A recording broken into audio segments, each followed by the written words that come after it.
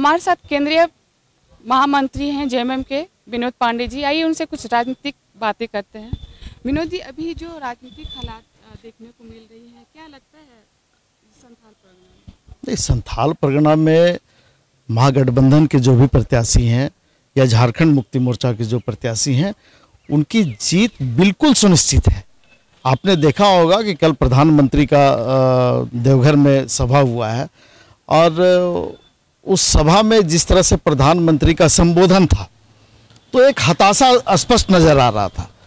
और हम कह सकते हैं कि इस देश के प्रधानमंत्री ने ठीक उस तरह से काम किया है जो किसी घर में या किसी परिवार में एक बच्चा ऐसा होता है जो बाप दादा की अर्जित संपत्ति को बेचता है और उसको उस परिवार में जो नाम दिया जाता है वो नाम रहता है कि नालायक बेटा है जो बाप दादा की अर्जित संपत्ति, पूर्वजों की अर्जित संपत्ति को बेच करके और अपनी पीठ को थपथपाता है।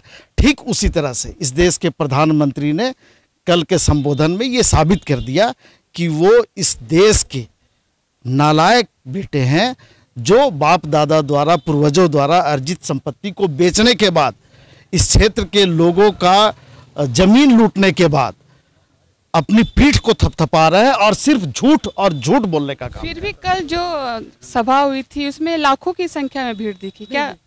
नहीं, आपका जो सोच है वो बिल्कुल आप अपने नज़रिए से देख रहे हैं। लाखों मतलब कितना होता है इसका आप कल्पना कर लीजिए। हजारों की संख्या में लोग थे और इस देश के प्रधानमंत्री हैं, वो आए हैं। भीड़ किस तरह से जुटाई गई है वहाँ, आप उससे अनुमान लगा लीजिए कि एक देश का प्रधानमंत्री, और वो भी ऐसा प्रधानमंत्री देश में पहली बार हम लोगों ने देखा है कि जिनको कि अलग अलग नाम से लोग संबोधित करते हैं, उनको अलग अलग नाम से अलंकृत किया जाता है। ये देश में पहली बार हुआ है। कोई फेंकू बोलता है, कोई झूठा बोलता है, कोई जुमलेबाज बोलता है।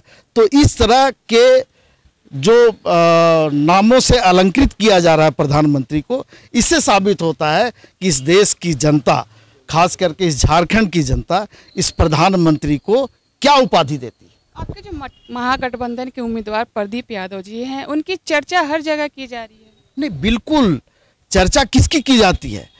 जिससे आपको किसी तरह का भय हो। आप शिबू सोरेन का चर्चा करते हैं, झारखंड मुक्ति मोर्चा का चर्चा करते हैं, हेमंत सोरेन की चर्चा करते हैं, प्रदीप यादव जो महागठबंधन के प्रत्याशी हैं उनकी चर्चा करते हैं। चर्चा हो रही है उनके ये कि वो, तो चर्चा के पीछे अगर देश का प्रधानमंत्री एक क्षेत्र विशेष के लोगों की अगर चर्चा करता है, वहाँ के प्रत्याशी की चर्चा करता है, तो आप इससे अनुमान लगा लीजिए कि उस देश के प्रधानमंत्री को और भारतीय जनता पार्टी को इन प्रत्याशियों से, इन दलों से कितना भय है। तो उनके ऊपर दुष्कर्म का भी आरोप लगाया जाए। नहीं, ये आरोप है, ये आरोप है और उसके पीछे कितना बड़ा राजनीतिक साजिश है ये भी स्पष्ट हो जाएगा बहुत जल्द। और जिस तरह से जिस महिला के द्वारा ये आरोप लगाया गया, उनके परिवार के लोग, उनके पति के द्वारा उस बात का खंडन भी किया गया, लेकिन भारतीय जनता पार्टी के लोग चाहते हैं कि उसका राजनीतिक लाभ हम लें।